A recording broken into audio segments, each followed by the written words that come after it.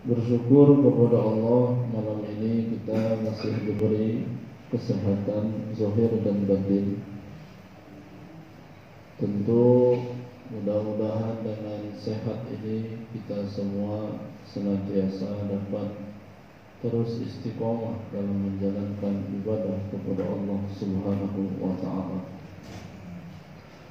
Salawat dan salam tercurahkan selalu kepada junjungan kita Habibana wa Nabiyana Muhammadin sallallahu alaihi wasallam.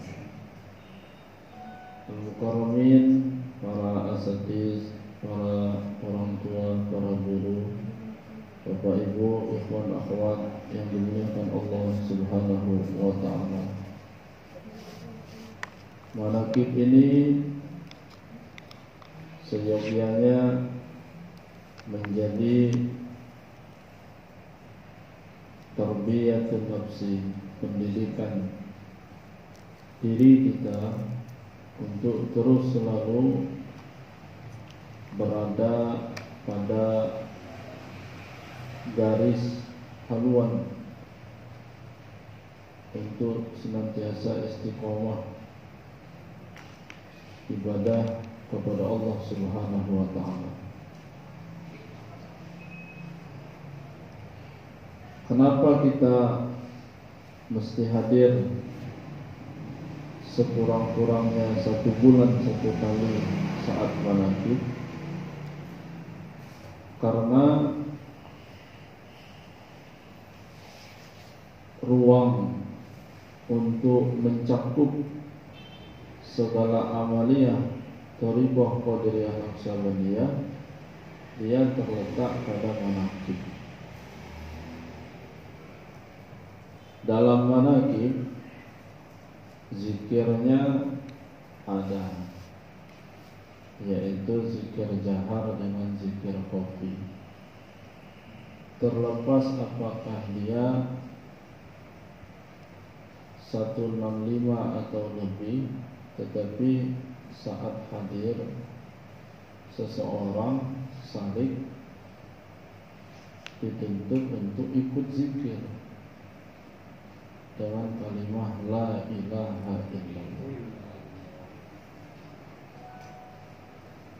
Dan pastinya zikir munfaridan, zikir sendirian, itu pasti berbeda dengan zikir berjamaah. Kalau zikir sendirian malah lebih banyak kopinya daripada jaharnya.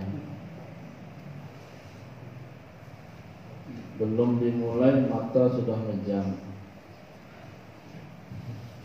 belum ditarik kepala sudah merunduk, belum tasbih digerak udah jatuh duluan, sudah enggak jelas lagi hitungannya.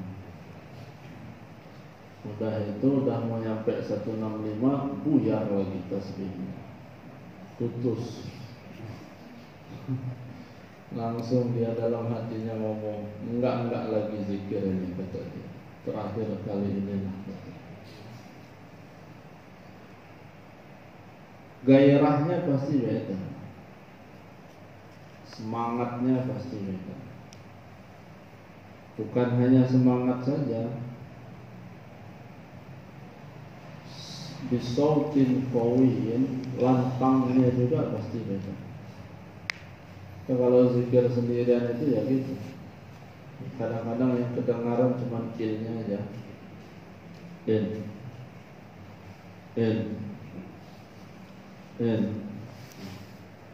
itunya aja. Kenapa? Karena nggak ada di sekelilingnya. Nah, dengan zikir berjamaah itu membuat kita terpacu untuk senantiasa terus berzikir. Terima kasih. Ini kalau sudah keluar teh lama biasanya. Terpacu Maka sadar tidak sadar gitu ya, telah teruji dan telah terbukti bahwa zikir mampu menghasilkan seorang hamba untuk menjadi hamba Allah yang bertakwa. Bukan takwa dalam ucapan, bukan takwa dalam ajakan, tapi benar-benar mampu membawa perubahan. Metode zikir ini telah teruji dan terbukti mampu merubah seorang hamba. Buktinya mana?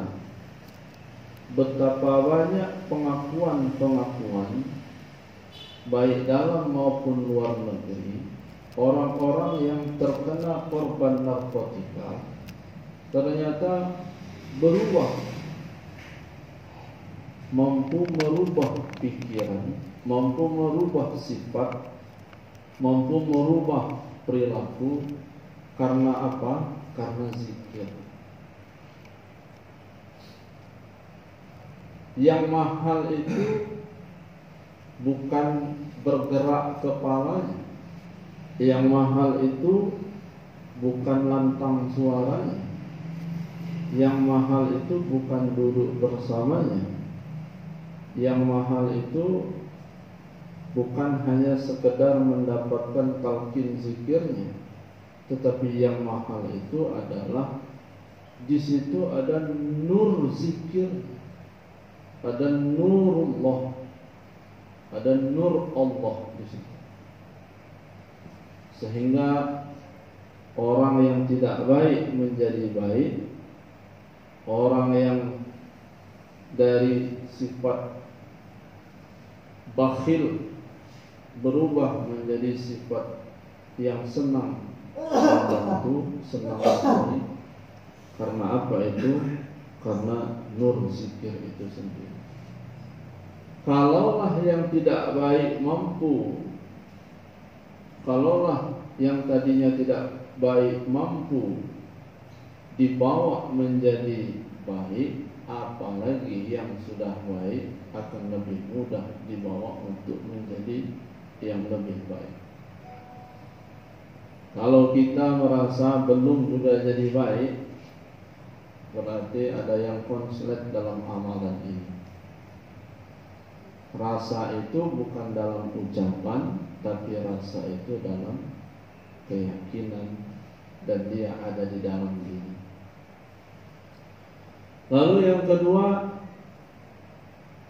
dengan wadahnya manakib ini juga, selain zikir jahar, zikir khafi, dia ada khotamannya.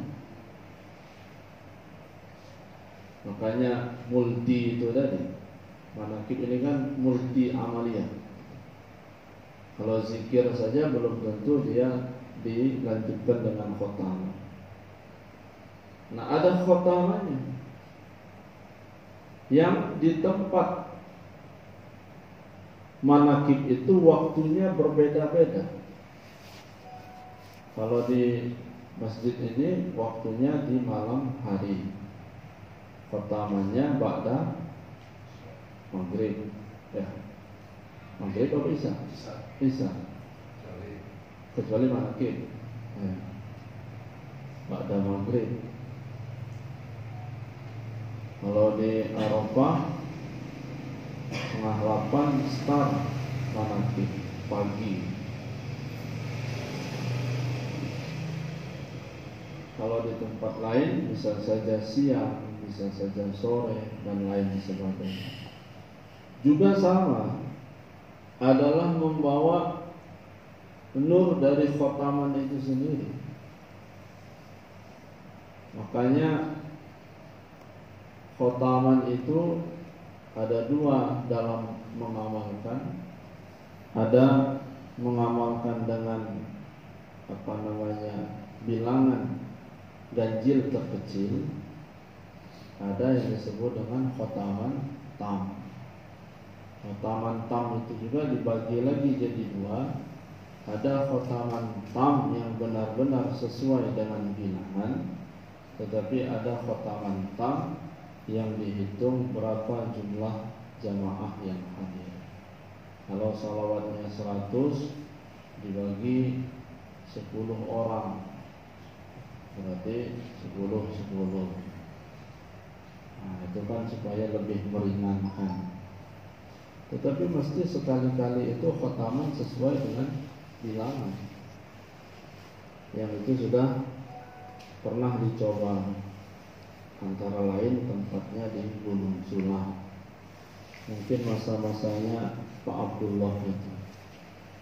Jadi kalau waktu itu malam Jumatnya khotaman tam, malam Sabtunya manakib. Startnya itu mulai Isya sampai jam 3 pagi. Startnya. Cuma banyak yang tiarap, nggak kuat mereka. Dari 20 bisa berubah setengah 3 itu tinggal 5 orang lagi. Kenapa? Itu namanya riyadhah, itu namanya latihan. Mula-mula menghadap ke kiblat semua. Rupanya menghadap ke kiblat semua ini enggak tepat metodenya. Karena imam fokus di depan, jamaah hilang di belakang. Barulah kita sadar, barulah kita paham kenapa beramal itu melingkar begini. Rupanya itu adalah salah satu pendidikan untuk memaksakan diri dalam beramal. Kalau ada yang keluar, tahu gurunya, oh si A keluar. Kalau ada yang nyumput-nyumput, oh tahu si B. Kayak kita malam ini kan, mau ke WC aja tahan-tahan. Posisi celah mana yang mudah untuk dilewati, maka jangan ditahan-tahan. Karena itu khotaman. Nah, dalam khotaman itu ada 7 doa ini, 7 paket. Allahumma ya qadiyal hajat. Allahumma ya qadiyal hajat itu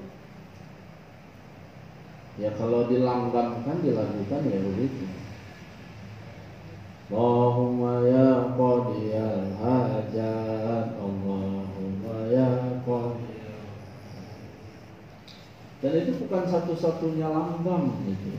Jangan dianggap bahwa kalau ngamalkan Allahumma ya qadiyal hajat harus gitu nadanya. Enggak. Mungkin ada nada yang lain. Ada orang itu tegas. Udah gitu. Mau pakai langgang silakan gitu. Enggak juga enggak apa-apa. Yang penting makhrajnya diperhatikan. Apa sih Allahumma ya qadiyal hajat itu? Ya Allah, ya qadiyal hajat, wahai zat yang mengabulkan segala hajat, permintaan, permohonan. Apa orang yang belajar zikir ini enggak banyak cita-cita? Oh, banyak. Di kepalanya ini banyak.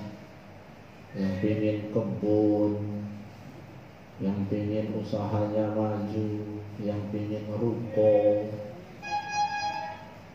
Kira-kira ada enggak keinginan-keinginan dunia itu? Banyak.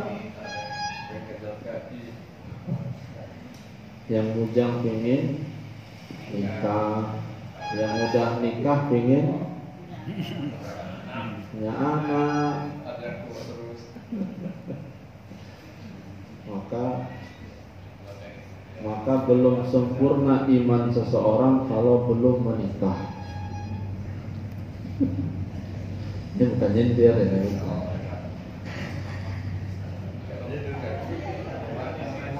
Iya. Jadi sujudnya bujang sama sujudnya orang yang sudah keluarga itu beda. Mudah-mudahan setelah saya ngomong ini ada perubahan. 2 rakaatnya bujang dengan 2 rakaatnya yang sudah menikah itu beda. Kalau seandainya dia belum menikah, itu baru nisbil iman, baru setengah iman. Belum sempurna imannya kalau dia belum menikah.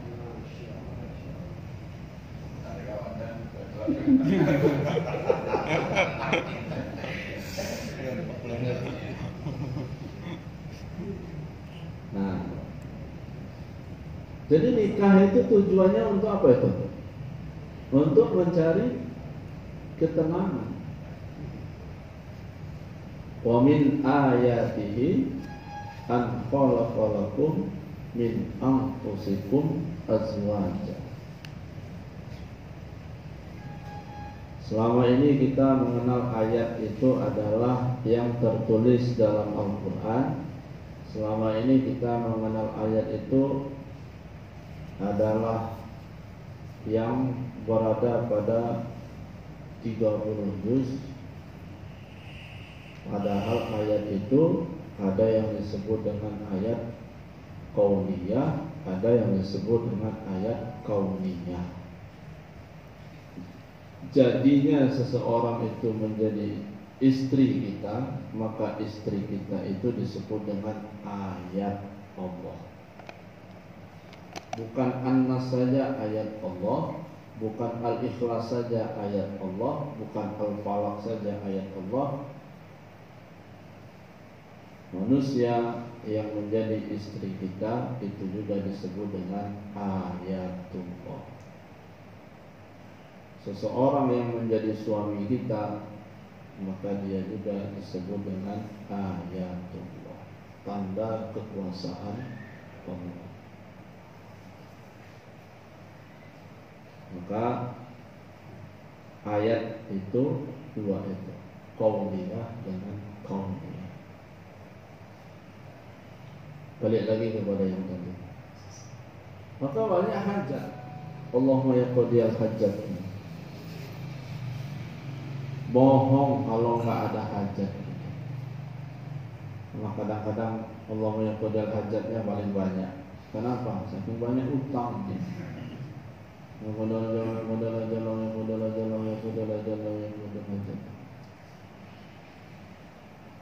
Allahumma ya kafiyal muhimmat, wahai zat yang mencukupi segala kebutuhan. Harus meyakini di dalam hati bahwa kita ini berada dalam genggaman Allah. Gak boleh sudah belajar zikir itu linglung. Tak boleh sudah belajar zikir itu panik, bahwa kita ini semuanya berada dalam genggaman Allah Subhanahu wa ta'ala. Ya biasa. Enggak karena sudah belajar zikir uang itu ada terus. Enggak ada ceritanya enggak diuji dengan ekonomi. Wali saja diuji dengan keadaan ekonomi. Tetapi yang membedakan adalah sikap. Bagaimana menghadapi ketika tidak ada, bagaimana menghadapi ketika ada. Ketika ada dia jadi ujian, ketika tidak ada juga dia menjadi ujian. Apakah karena adanya ekonomi kita ingat kepada Allah? Apakah karena tidak adanya kita lalai lupa kepada Allah? Orang yang berada dalam zikrullah, baik ada maupun tidak ada, dia senantiasa ingat hati kepada Allah Subhanahu wa ta'ala. Maka dalam hizib itu kan ada Allahul kafi, Rabbunal kafi, Qasadunal kafi, Wajadanal kafi, Wa ni'mal kafi, Likullin kafi, Kafanal kafi, Alhamdulillah. Cuma kadang-kadang yang karena kita ini nggak tahu akan maksudnya, hanya lintasan saja dalam lisan saja. Mari kita perhatikan apakah benar apa yang diucapkan itu sesuai dengan i'tiqad keyakinan.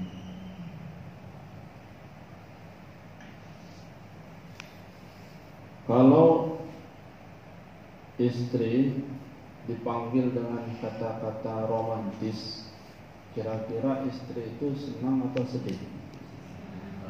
Senang. Ibu Mustaqim pernah dipanggil romantis sama suami?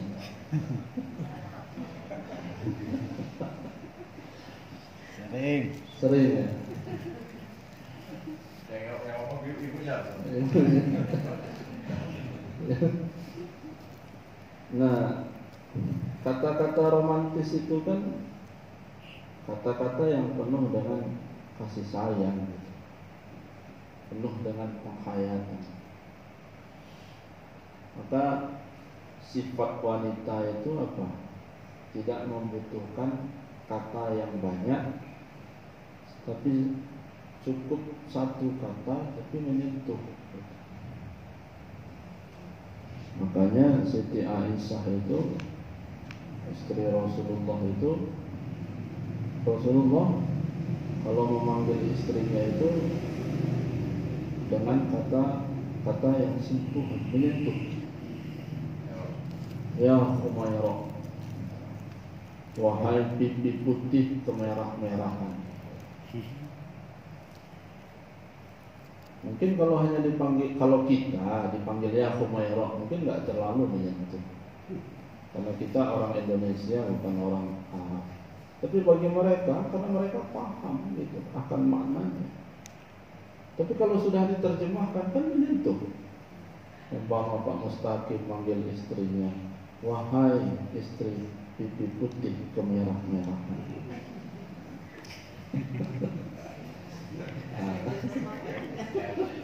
Marah presiden.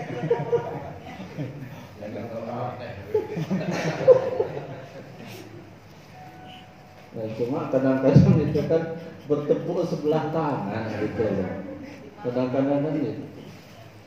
Apa mestinya itu kalau mau harmonis itu ya begitu, harus saling. Ini kadang-kadang hanya bertepuk sebelah tangan. Suaminya ngomong, wahai istriku sayang. Apa jawab istrinya? Malu pak, udah tua. Malah dia jawabnya kayak gitu. Akhirnya hilang keharmonisan dalam rumah tangganya. Padahal sudah nyusun suaminya konsep itu apa yang mau disampaikan. Begitu tiba waktunya, wahai pucuk hatiku, ingat umur pak, ingat. Jadi akhirnya hilang keharmonisan itu. Nah sekarang itu harus dibangun itu. Kalimat-kalimat itu kan harus dibangun. Walaupun sudah tua juga, nggak apa-apa. Nah, maka ya Humairah, wahai pipi putih kemerah-merahan. Nggak apa-apa, itu diterapkan kepada istri masing-masing kalau manggil. Ya Humairah, ya Humairah, pulang dari manakib ini nanti. Buka pintu, dibuka sama istri. Dari mana pak? Pengajian. Ya Humairah, tunggu dulu, buatin abang dulu kok. Itu Pak Ali, itu nanti pulang dari manakib itu. Ya Humairah. Panas. Walaupun istri kita kulitnya hitam, tetap saja panggilnya ya Humairah, wahai pipi putih kemerah-merahan. Jangan dipanggilnya terus terang, kulit hitam ya Hajar Aswad. Marah dia. Mungkin itu kali ya, walau bohong yang dibolehkan. Nah sekarang kira-kira ibu-ibu nih, nah saya nanya sama ibu, kayaknya istri Pak Takim yang paling kuat jawab. Berarti jarang dipanggil romantis. Senang, mana ada istri yang gak senang. Kalau gak senang, konslet berarti sarap-sarap. Pasti dia senang. Nah sekarang pertanyaan yang kedua, kira-kira bagaimana perasaan ibu saat suami ngomong dengan kata-kata romantis? Rupanya itu hanya gombal saja, nggak sesuai dengan fakta. Senang atau sedih? Bukan sedih lagi, ngambek. Nah yang lebih parah lagi, rupanya dibalik kata-kata yang menyentuh, dia ada simpanan yang kedua. Itu kira-kira gimana? Senang apa hancur? Bukan sedih lagi, hancur. Jadi kata-kata romantis itu pinginnya sesuai dengan perilaku atau hanya dengan kata-kata saja kira-kira? Ingin sesuai dengan perilaku. Kalau hanya dengan kata-kata saja nggak sesuai dengan praktek di lapangan, betapa hancurnya kekasih dan betapa murkanya dia. Ditambah lagi dia tahu kalau di sisi lain ternyata ada simpanan. Nah sekarang pertanyaannya, adakah kalimat yang dikeluarkan oleh lisan kita memuat kata-kata romantis di hadapan Allah? Ada nggak kira-kira? Ada nggak? Ada. Kalimat-kalimat romantis yang sering kita sampaikan kepada Allah itu ada. Berapa kali dia disebut? 5 kali sehari semalam. Kata-kata romantis itu. Mana kata-kata romantis yang sering kita utarakan kepada Allah? Inna salati wa nusuki wa mahyaya wa mamati lillahi rabbil alamin. Itu kata romantis itu di hadapan Allah. Inna salati, sesungguhnya segala amal ibadahku, sesungguhnya salatku, wa nusuki, dan segala amaliyah ibadahku, wa mahyaya, dan segala aktivitas kehidupanku, wa mamati, dan segala akhir dari hidupku, lillahi rabbil, semuanya kucurahkan kepadamu. Apa belakangnya? Semuanya kucurahkan kepadamu, sayang. Kalau dalam berhadapan kepada Allah, kalau kita menganggap Allah adalah kasih, kucurahkan semuanya kepadamu ya Allah. Nah, kalau seandainya kita memposisikan kekasih dengan kekasih, ya begitu, kucurahkan semuanya padamu sayang. Nah sekarang pertanyaannya, benar nggak kalimat itu? Benar nggak itu kalimat kayak gitu? Sesuai nggak itu dengan di lapangan itu? Jangan-jangan ada simpanan lagi. Allahu Akbar, Allahu Akbar. Azan tiba. Ada yang memanggil, kekasih menyeru kita. Berani nggak rolling door warung itu ditutup? Kalau nggak berani, gombal berarti selama ini. Inna sholati wa nusuki wa mahyaya wa mamati, gombal itu. Allahu Akbar, Allahu Akbar. Di perjalanan mau nggak melangkahkan kaki ke masjid? Kalau nggak mau, gombal berarti itu. Yang namanya mana yang inna sholati wa nusuki wa mahyaya wa mamati. Saat mimpin rapat datang azan, jadi nggak dilihat lagi masalah hukumnya, nggak lihat lagi masalah hukum wajib, nggak lihat lagi masalah hukum sunnah. Itu kan masih berada pada tataran zahir. Kalau sudah masuk kepada ranah tasawuf, ranah rasa, apapun yang terjadi nggak ada urusan. Nah, maka pertanyaannya adalah, benar nggak kalimat itu? Kalimat itu selalu diungkapkan, kalimat itu selalu diutarakan, kalimat itu selalu disampaikan. Ketika dia tidak sesuai dengan praktek di lapangan, berarti kalimat itu kalimat yang bohong, gombal. Betapa murkanya Allah ketika lain di bibir, lain di hati. Lain di hati, lain di bibir, lain di perbuatan.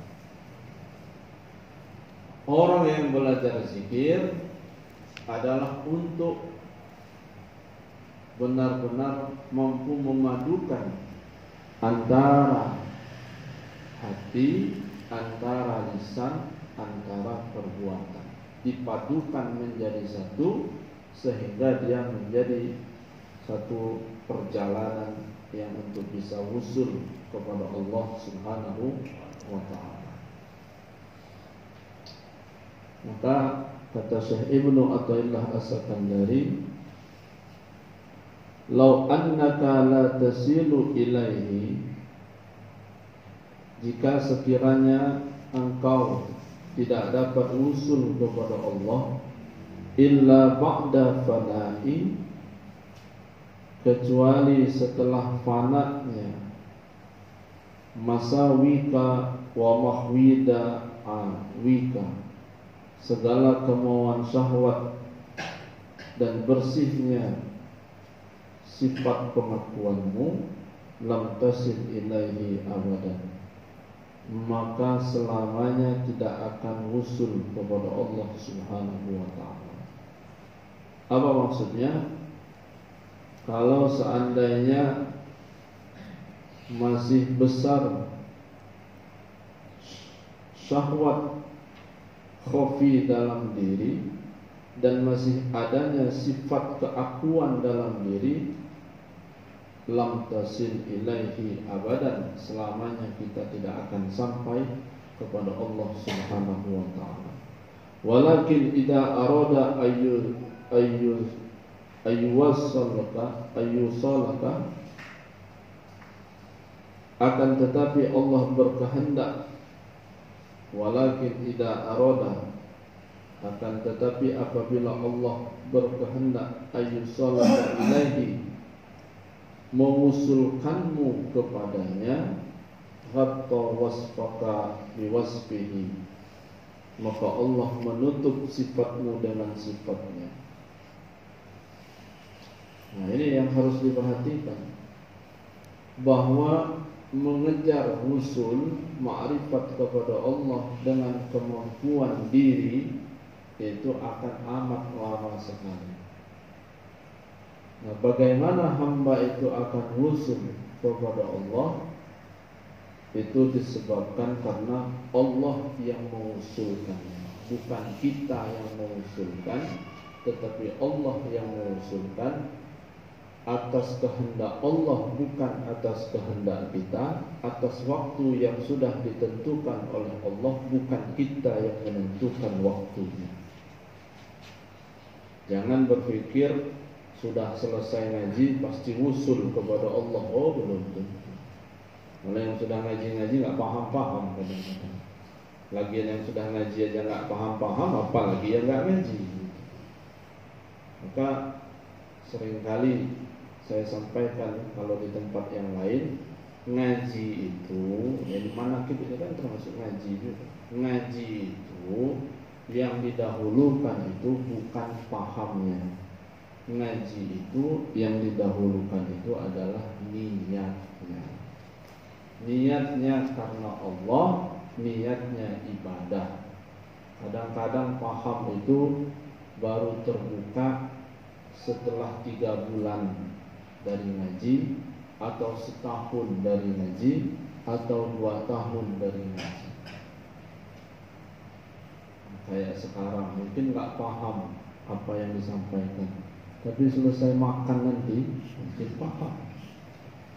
Bisa saja. Ayyusalaka ilahi qatta wasfaka biwasbihi wa na'taka bina'tihi. Itu yang kedua. Pertama apa tadi? Allahumma ya qadiyal hajat. Terus Allahumma ya kafiyal himmat. Yang ketiga Allahumma ya fi'al baliyat. Wahai zat yang menolak segala bala, ujian.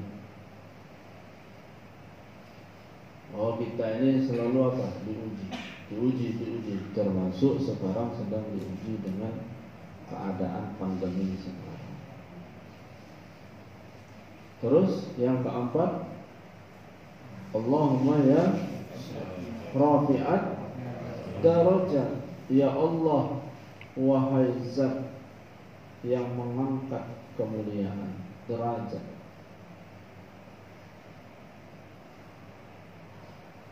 Maka beda ya bapak-bapak, ibu-ibu. Orang yang sudah dawam khotaman, sekali dia nggak khotaman sehari, itu beda. Ada rasa yang berbeda. Allahumma ya rafi'at darajat. Bahwa ini bukan apa ya? Bukan menunjukkan kemampuan hamba, tetapi doa ini adalah pembuktian bahwa Allah yang aktif itu, hamba yang pasif. Allahumma ya rafi'at darajat, kemuliaan hamba salikin itu diangkat oleh Allah. Allah yang mengangkat, bukan orang yang belajar zikir ngangkat dirinya.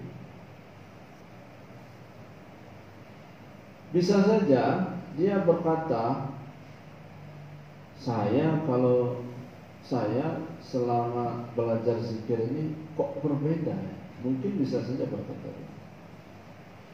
ada yang berbedanya bukan berbeda yang tidak baik, berbedanya berbeda yang baik.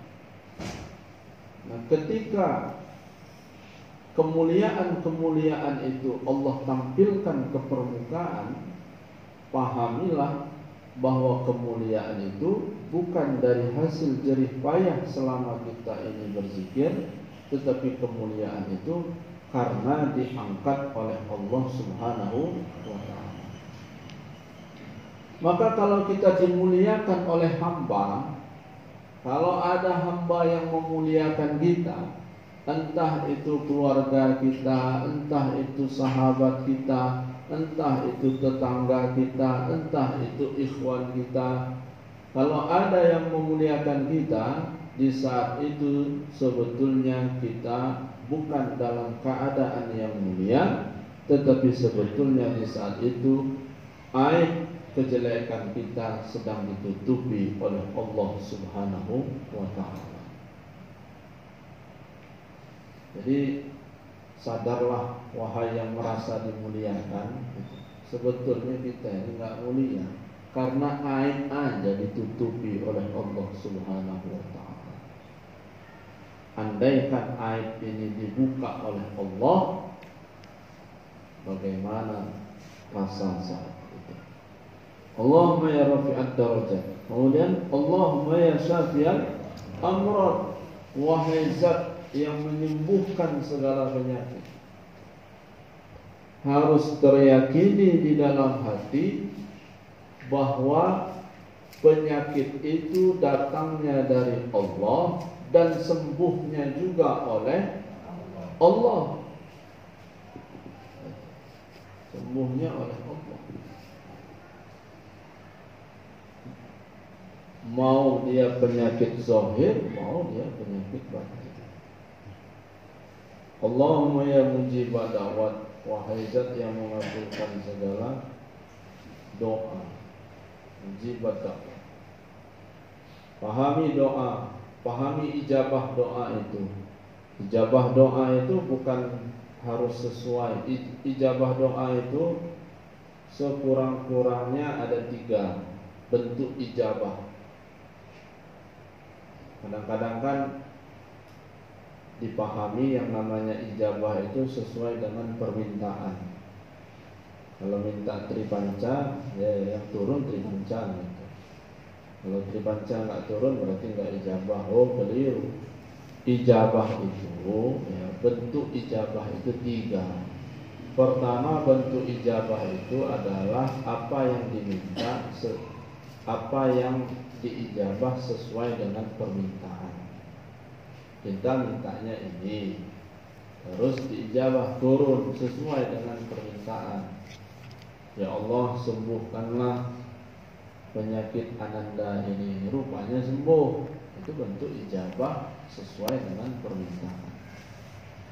Tetapi ada juga bentuk ijabah itu dipalingkan kepada yang lain. Bahasa lainnya adalah dialihkan kepada yang lain. Pengalihan itu juga disebut dengan ijabah. Ada anak minta sama ibunya supaya dibelikan pistol-pistolan. Mak, beli pistol-pistolan. Paling berapa sih harga pistol-pistol itu? Paling 12.000 itu pistol-pistol itu. Itu juga pistol air yang sekali pencet langsung hilang. Itu pistol air. Apa kata maknya? Jangan beli pistol-pistolan. Besok kamu Senin mau sekolah, daripada beli pistol-pistolan udah beli sepatu aja lah. Berapa ukuran kaki kamu gitu. Jadi kalau dibeli pistol nggak bisa beli sepatu ini. Nah harga sepatu itu berapa? 120.000. Nah, lebih mahal mana sepatu sama pistol ini? Pistol-pistolan lebih mahal sepatu. Nah dialihkan kepada yang lain karena sang ibu lebih memahami, lebih mengerti apa kebutuhannya. Nah pengalihan itu juga disebut dengan ijabah. Ada orang, ada ibu-ibu, ada perempuan selalu isi doanya waktu gadis, ya Allah jangan sampai suami ini nanti orang Lampung. Pokoknya dari SMP itulah yang dia panjat-panjatkan itu doa. Dari SMA itulah ini. Pokoknya kalau cerita sama emaknya,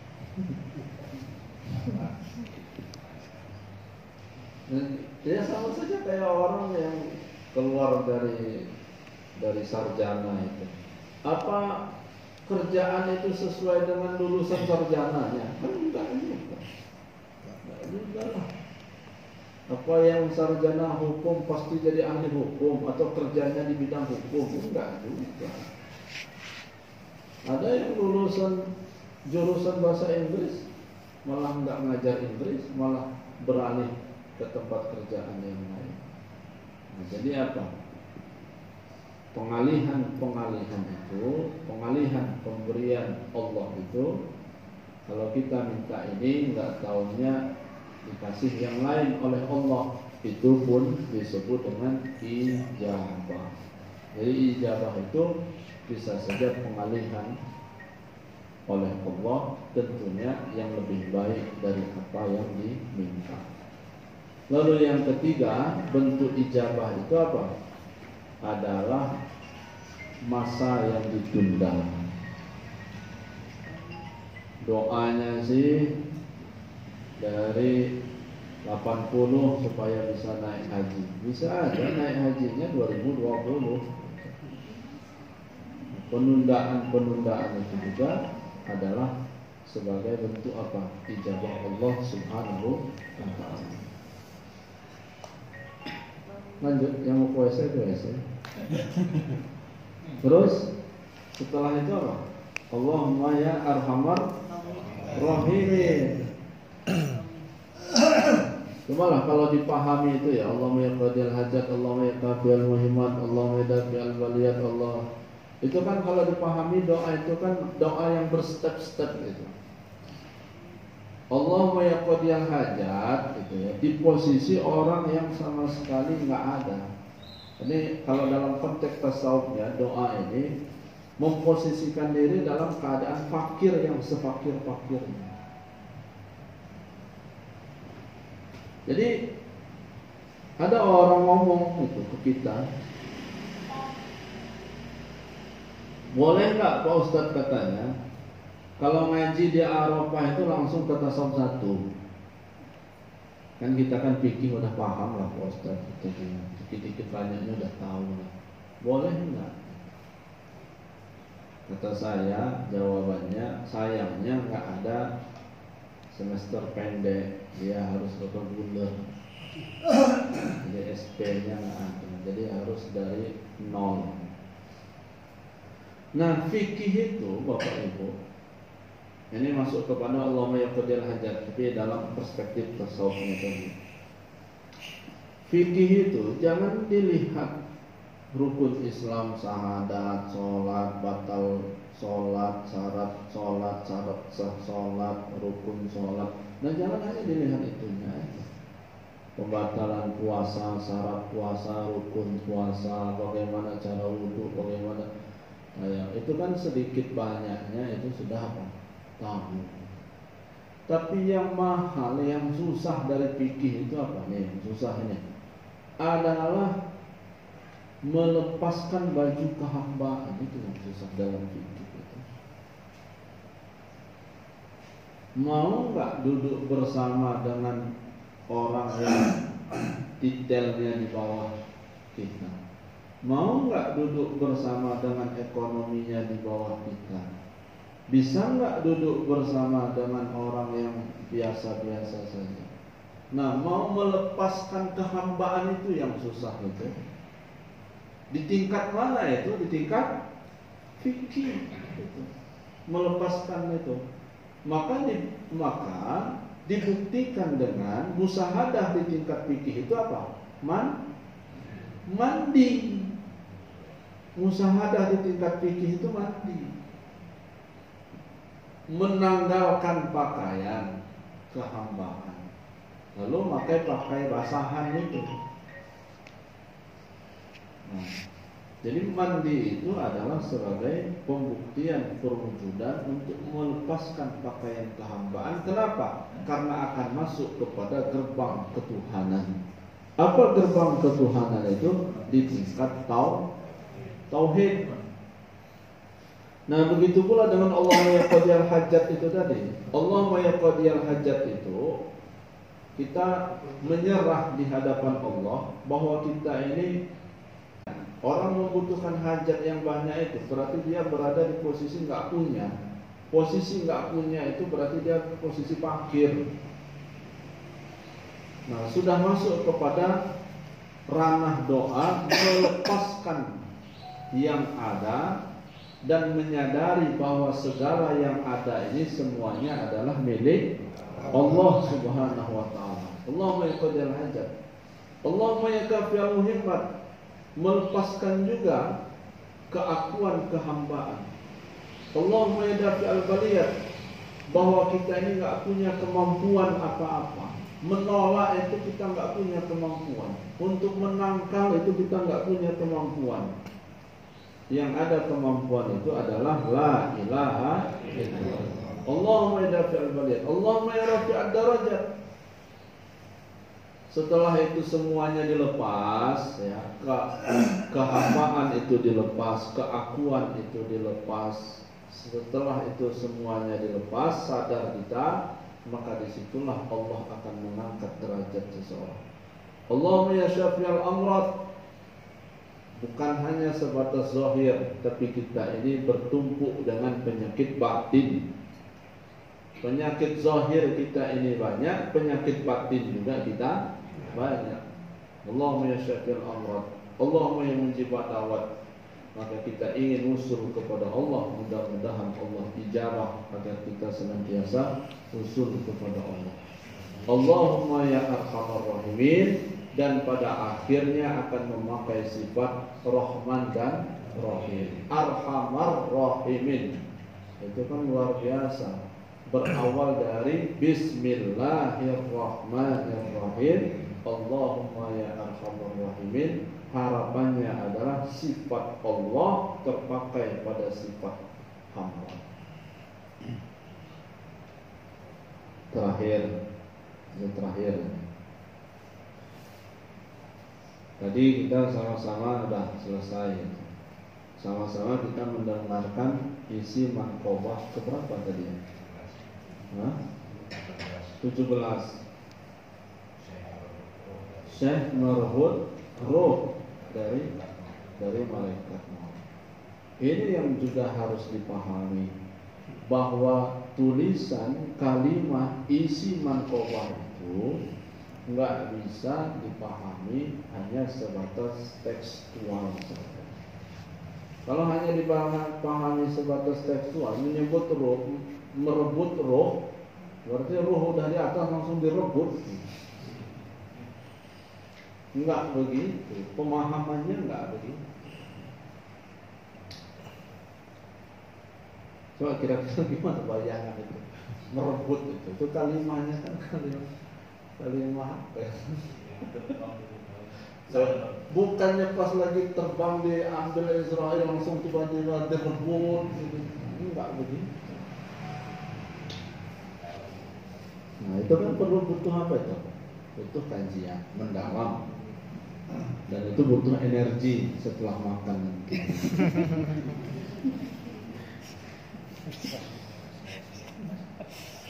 Bisa nggak doa itu, bisa nggak permohonan itu disebut dengan merebut?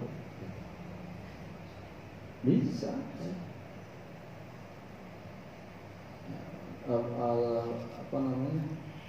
Keadaan doa itu bisa diterjemahkan merebut.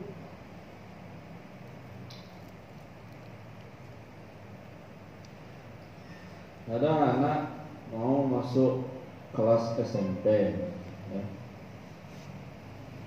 Apa istilahnya itu?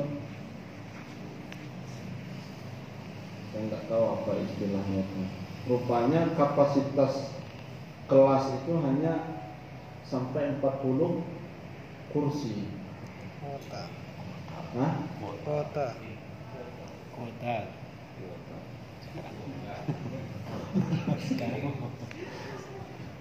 Jangan sampai salah baca. Ini relax ini masalah. Nah, hanya sampai 40. Rupanya begitu hari H-nya gitu ya. Tinggal pendaftaran terakhir untuk masuk kelas itu tinggal 39.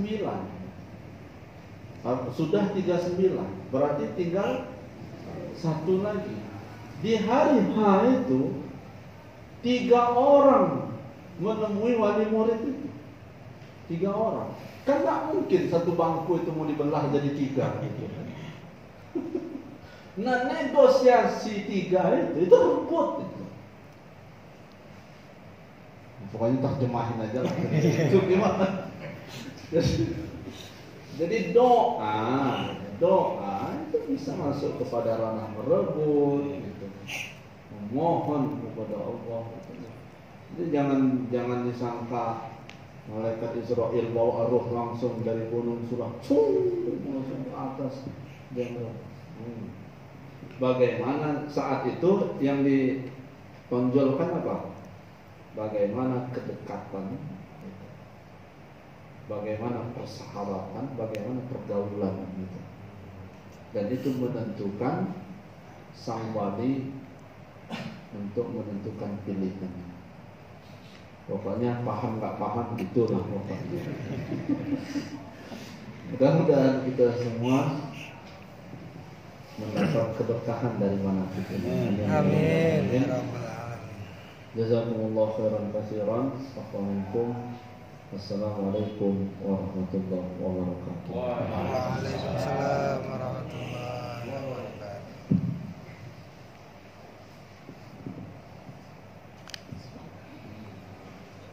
Assalamualaikum warahmatullahi wabarakatuh. Waalaikumsalam. Ila hadratus Syekh Halul Bangkalan. Al-Fatihah. A'udzu billahi minasy syaithanir rajim. Bismillahirrahmanirrahim. Alhamdulillahi rabbil alamin. Ar-Rahmanir Rahim. Maliki yaumiddin. Iyyaka na'budu wa iyyaka nasta'in.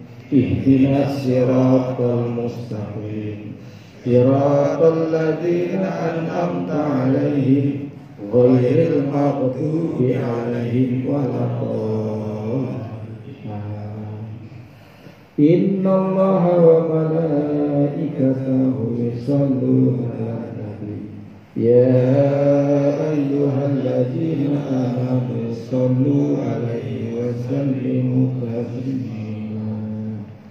Allahumma sholli 'alan nabi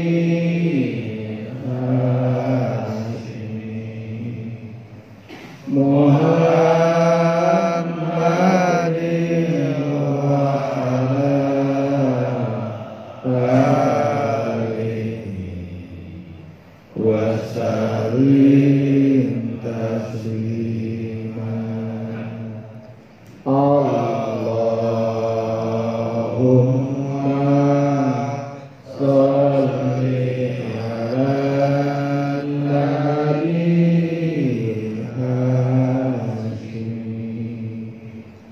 Muhammadin wa ala alihi wa sallim taslima. Allahumma sholli 'alan nabi